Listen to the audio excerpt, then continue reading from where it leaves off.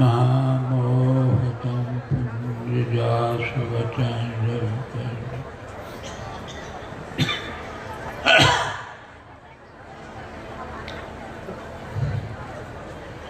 परम आदरणीय सत्संग प्रेमी भाइयों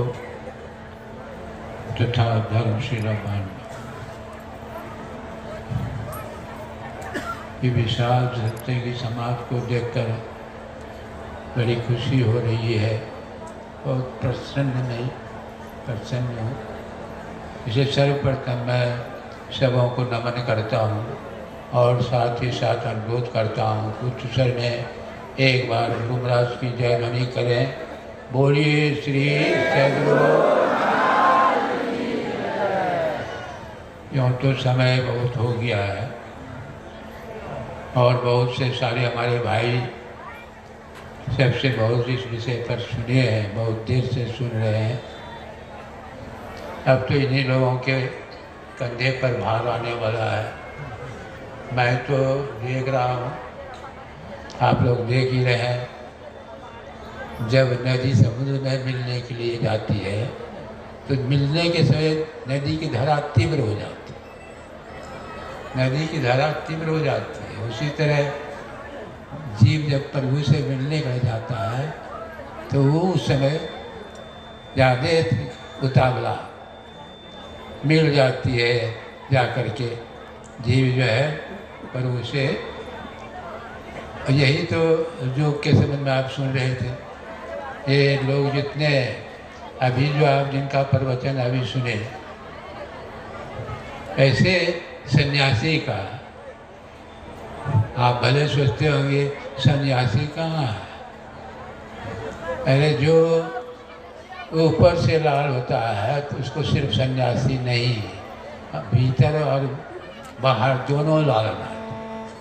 ऐसे सन्यासी जो भीतर से लाल ऊपर से सफ़ेद लगता है, नहीं, पहले छोटा लाल तब अब बड़ा लाल, भीतर बाहर दोनों लाल हो जाता है तो लाले लाल।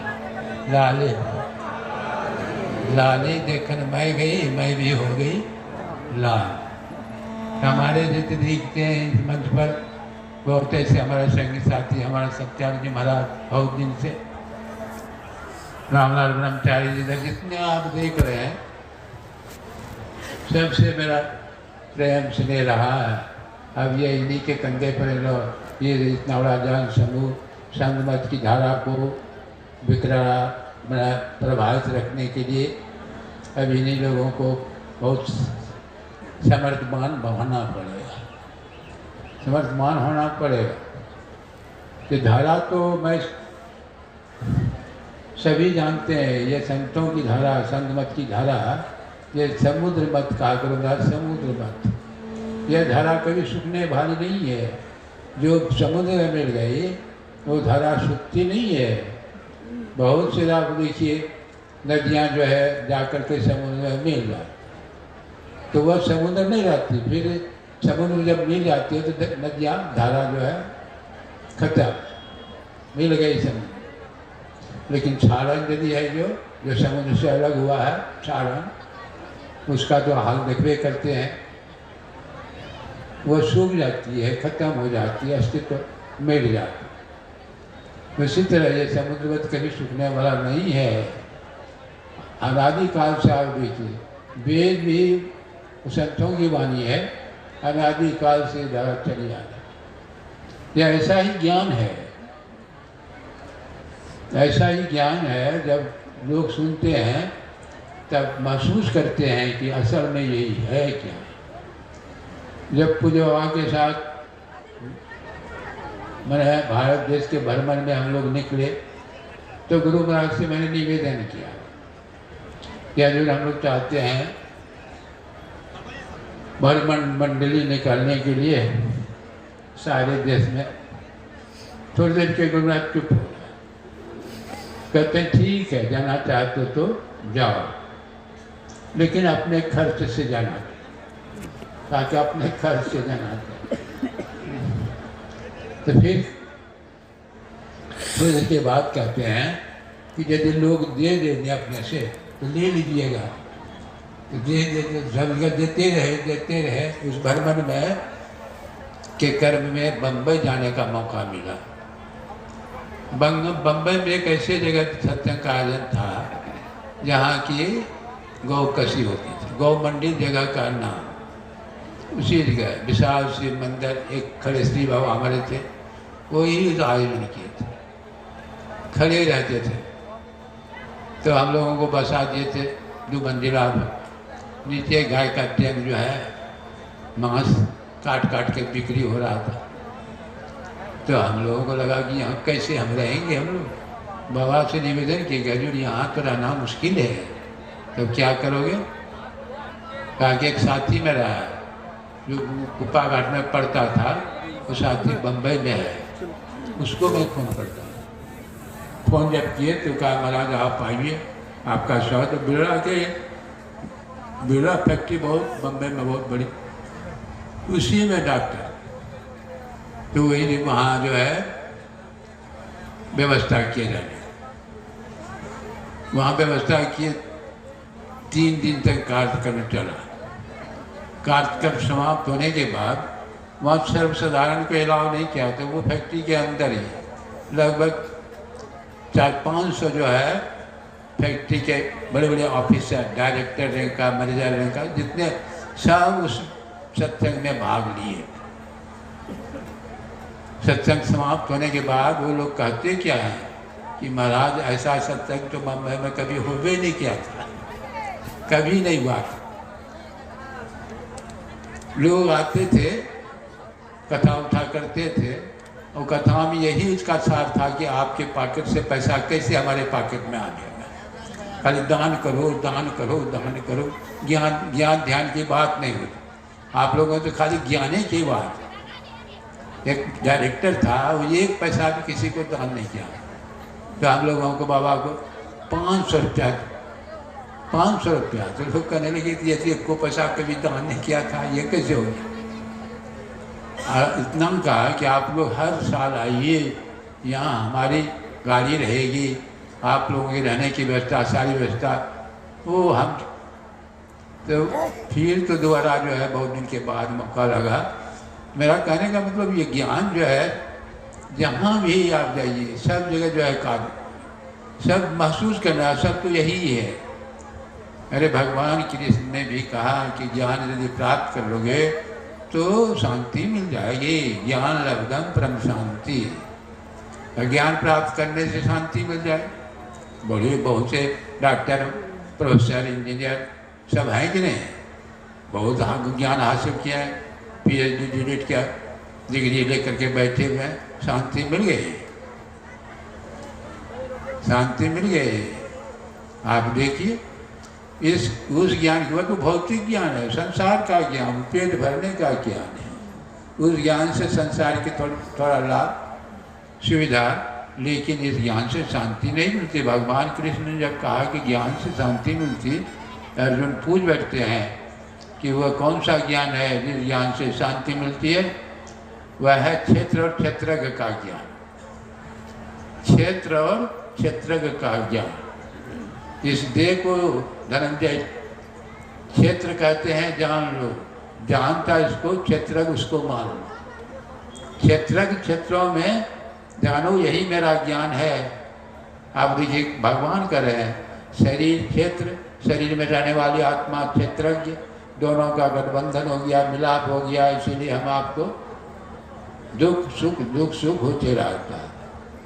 हम आपका कारण जो है दुख का, ये शरीर के साथ जो आत्मा है, शरीर को सुखाने वाले, ये कहा शरीर जो है दुखाले, कहा शरीर दुख का घर।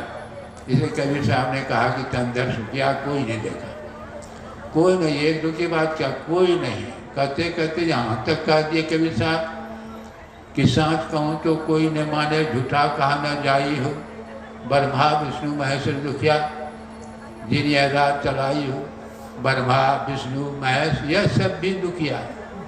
इतिहास पढ़ करके देख लीजिए, इनको भी दुख होना होगा। भगवान राम को भी सुख दुख घाटों से गुजरना पड़ा, भगवान कृष्ण को भी दुख हुआ, भगवान शंकर को भी दुख हुआ। शरीर धारण किए, शरीर में आए, उसको भी रोना पड़ गया। इसलिए संतों ने कहा कि शरीर से अपने को ऊपर उठा कर जानो आत्मज्ञान। ज्ञान कहीं बाहर नहीं है, हाट बाजार में ज्ञान नहीं बिकता है जो खरीद लेंगे। ज्ञान तो हम आपके अंदर में भरा हुआ है। ये मस्ती देखते हैं ऊपर का भाग, इसको ब्रह्मांड कहा गया। कैसा है ब्रह्मांड? सारे देव, सारे तीर्थ, सारी विद्याएं शरीर के अंदर है। आपका धर्मशास्त्र भी कहता है देहस्था सर्व विद्या, देहस्था सर्व देवता, देहस्था सर्व तीर्थानि गुरु वाक्यं लभते। सारी विद्याएं, सारे देव, सारे तीर्थ इस शरीर के अंदर मौजूद है, लेकिन गुरु क्या भाव है? वह सोया हुआ है। आप जैसे गुरु के पास गए, भौतिक विद्या के जो विद्वान थे उसके पास गए, डॉक्टर, इंजीनियर, कुछ भी बने, वो तो मैटर का है, ये पदार्थों का ज्ञान है, ये शरीर संबंधी ज्ञान है, 5 तत्वों का ज्ञान है। कहीं उस ज्ञान के से मतलब नहीं है। ज्ञान जो है आपके शरीर में, हम आपके शरीर में ज्ञान किधर है? यह ऊपर का भाग देख रहे हैं, ब्रह्मांड, यही है ज्ञान का केंद्र, ज्ञान का लोक कहिए। वहीं से जीव सत्तर के नीचे आया, जीव शब्दधार पर सवार होकर के नीचे आया प्रकाश मंडल में, फिर अंधकार अस्तु शरीर में आया। नीचे जैसे जैसे आते गया वैसे वैसे ज्ञान कम होते गया। करना क्या है?